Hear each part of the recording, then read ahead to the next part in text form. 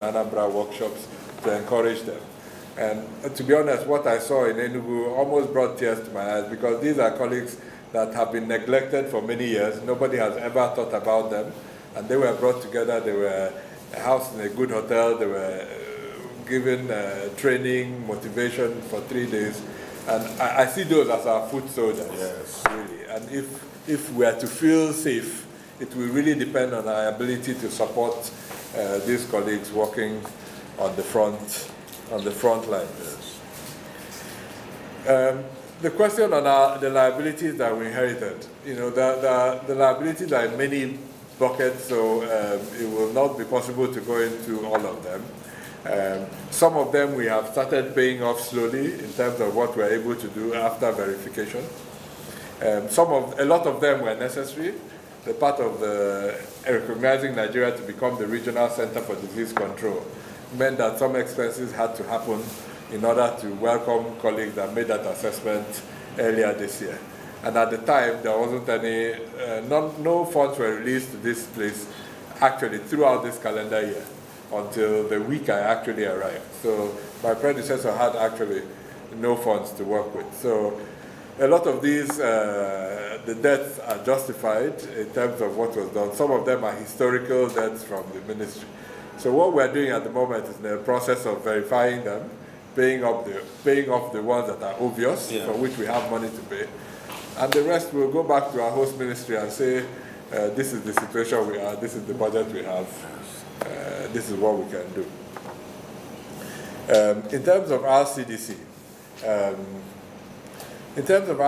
you're right. It's a little bit a double-edged sword. So ECOWAS really asked Nigeria to do this because they expected Nigeria to take some of the responsibility of funding as a big brother. In the short term. So we are going to do that. We signed an MOU with WAHO to do that. The thinking is that subsequently more funding will come from ECOWAS, and then we'll be able to do it. But we are the biggest funder of ECOWAS in the region. Yeah. So it's a little bit of a quid pro quo, but we're where we are. I think it's a responsibility that we should take, and we'll take it, and let's see what the future holds. Port health is a difficult one. It's still with the ministry, and we have to really think carefully where it should be, what the roles should be. But I think in the longer term, with your leadership, we might bring all the parties together and see how our roles can be at least coordinated, at best at some point in the future, brought together.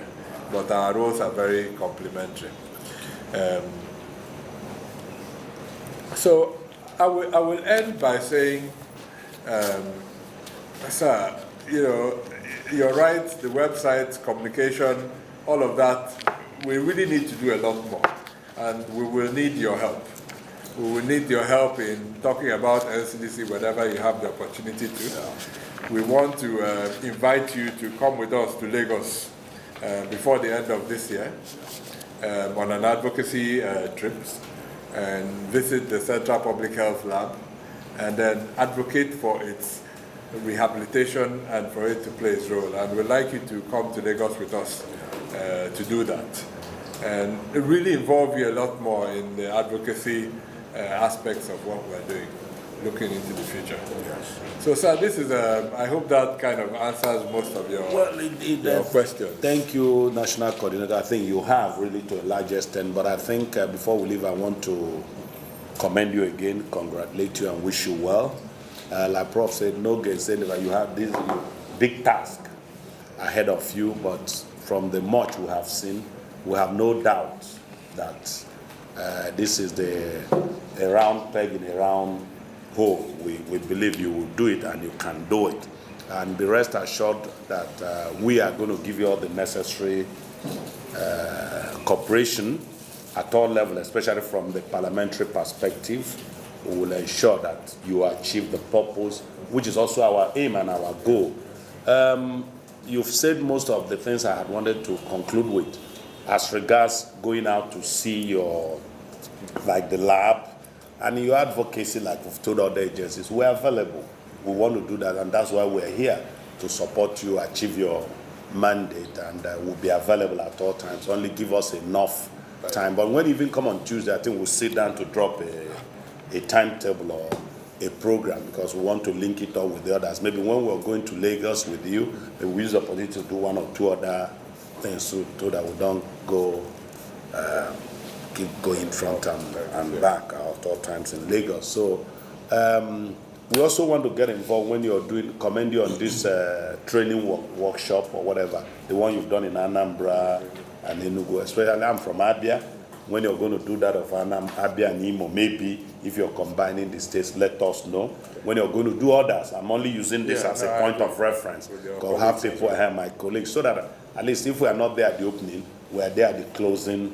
So that will also give impetus and support to what you're doing. And so when you're within our constituency, when our constituency here we're around, that will also bring more people to, so you see we help you in advocacy, So with that, for now, I want to thank you for the reception, like I said, for your hospitality. We'll be expecting you Tuesday by 3 o'clock. If you can, fine. But if you cannot, specifically the director of whoever is in charge of finance, whoever is in charge of procurement, and maybe any other person you think. But if you be there, that would be wonderful. Director, admin, or anybody, but that would be wonderful, so that we can conclude some of these things. We want to thank you again on behalf of my colleagues. Remind me about the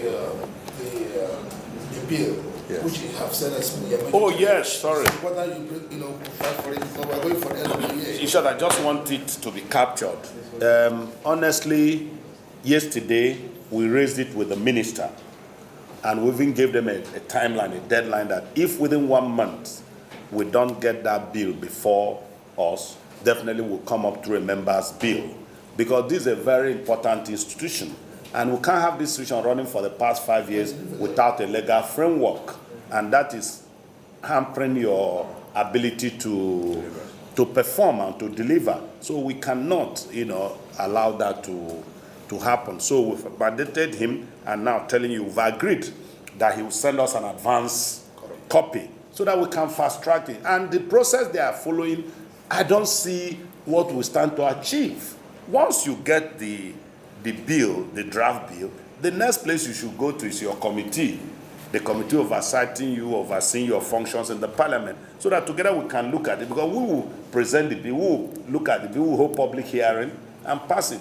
So whatever they present to us might come out differently from what you're presenting. So it's important that we should have that bill immediately. So we are mandating you to, we've already discussed with the minister, let him know that we came here and he's aware we're going to come here, that one of the things we found out is that there is no act governing the affairs of Nigerian Center for Disease Control, which is not acceptable at all. So we're in a hurry to get this. So let's have a copy while you're going through the gamut of executive bureaucracy, but let's have it immediately so that Nigerians can begin to benefit from the existence of this well-intended agency. Because now we are not seeing much, and most of the things we are doing are on ad hoc. So please, we want to assure you that once you get that, we'll fast track it and make it functional. Thank you very much. Thank you.